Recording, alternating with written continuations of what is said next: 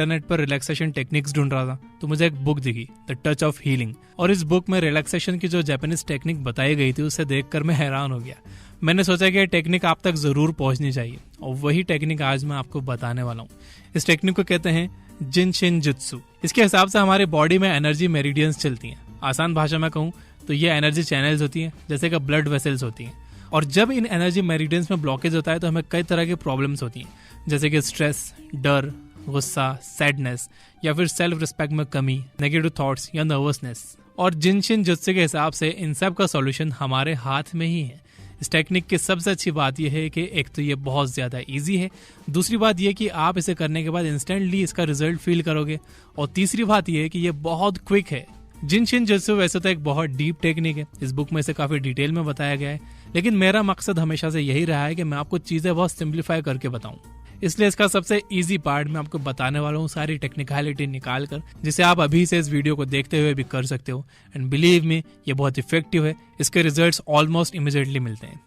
इस टेक्निक के हिसाब से हमारे हाथ के अंगूठे और उंगलियों में 5 तरह की नेगेटिव एनर्जी ब्लॉक हो जाती है और उन्हें ही हम रिलीज करना सीखने वाले हैं। तो अब देखते हैं क्या करना है। नंबर 1 है स्ट्रेस। इस टेक्निक के हिसाब से हमारे अंगूठे में स्ट्रेस वाली एनर्जी ब्लॉक होती है। अगर आपको किसी बात की चिंता हो रही है, स्ट्रेस फील कर रहे हो, एंजाइटी है, हर दिन आप किसी ना किसी बात को लेकर स्ट्रेस रहते हो, वो आपकी जॉब हो सकती है, पैसा हो सकता है या दूसरे लोगों की बातें हो सकती हैं, तो आपको करना यह है कि आपको अपने लेफ्ट हैंड से अपने राइट हैंड के अंगूठे को इस तरह से पकड़ना है। बहुत जोर से दबाना नहीं है, बहुत हल्के से भी नहीं पकड़ना है, और इसे 2 से 3 मिनट्स तक ऐसे ही पकड़े रहना है। आपको पल्सेटिंग सेंसेशन फील होगा, आपको अपनी धड़कन वहां फील होगी। ये साइन है कि आपकी स्ट्रेस रिलीज हो रही है। यही टेक्निक है स्ट्रेस रिलीज करने के जिनशिन जुत्सु के हिसाब से। नंबर 2 है फियर। अगर आपको किसी बात का डर सता रहा है, हो सकता है कि आपको जॉब इंटरव्यू का डर हो, फ्यूचर का कोई डर हो, तो आपको बिल्कुल इसी तरह अपने इंडेक्स फिंगर को 2 से 3 मिनट्स तक के लिए होल्ड करना है। थर्ड है एंगर। अगर आपको किसी बात पर बहुत गुस्सा आ रहा है या आपको बिना वजह लोगों और हालात पर गुस्सा आता रहता है, तो आपको इसी तरह अपने मिडिल फिंगर को 2 से 3 मिनट्स के लिए होल्ड करना है। नंबर 4 है सैडनेस। अगर आप किसी भी बात को लेकर सैड फील कर रहे हो, नॉट जस्ट सैडनेस, ये फिंगर आपके डिसीजन मेकिंग पावर भी इंक्रीज करती है। तो आपको कोई डिसीजन लेने में परेशानी हो रही है या आप सैड फील कर रहे हो, तो आप अपने रिंग फिंगर को 2 से 3 मिनट्स तक के लिए होल्ड करिए। नंबर 5 है नर्वसनेस या सेल्फ रिस्पेक्ट।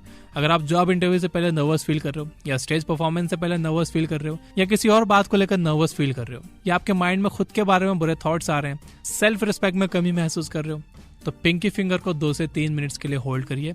बिल्कुल उसी तरह एक छठी चीज भी है, लेकिन उससे पहले मैं आपको ये बता दूं कि जरूरी नहीं है कि आप बस राइट हैंड की ही उंगलियों को होल्ड करो। आप लेफ्ट हैंड की उंगलियों को भी होल्ड कर सकते हो राइट हैंड से, और आप बारी बारी से दोनों हाथों की उंगलियों को भी होल्ड कर सकते हो।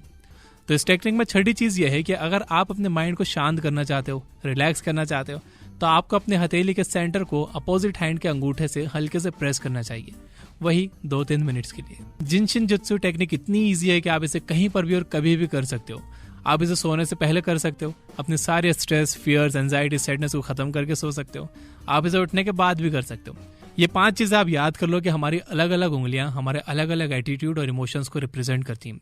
अंगूठा रिप्रेजेंट करता है स्ट्रेस को, इंडेक्स फिंगर रिप्रेजेंट करती है फियर को, मिडिल फिंगर रिप्रेजेंट करती है एंगर को, रिंग फिंगर रिप्रेजेंट करती है सैडनेस और डिसीजन मेकिंग पावर को, और पिंकी फिंगर रिप्रेजेंट करती है नर्वसनेस को और सेल्फ रिस्पेक्ट इश्यूज को। आपको लगेगा कि इस हफ्ते का वीडियो तो बहुत छोटा है। अब देखो, मैं इस वीडियो में घुमा फिरा कर बातें करके खींच तान कर इसे लंबी बना सकता था, लेकिन मैं कभी भी जरूरत से ज्यादा नहीं बोलता हूँ। जब बात कम शब्दों में पूरी हो रही हो तो क्यों ज्यादा बोला जाए, है कि नहीं?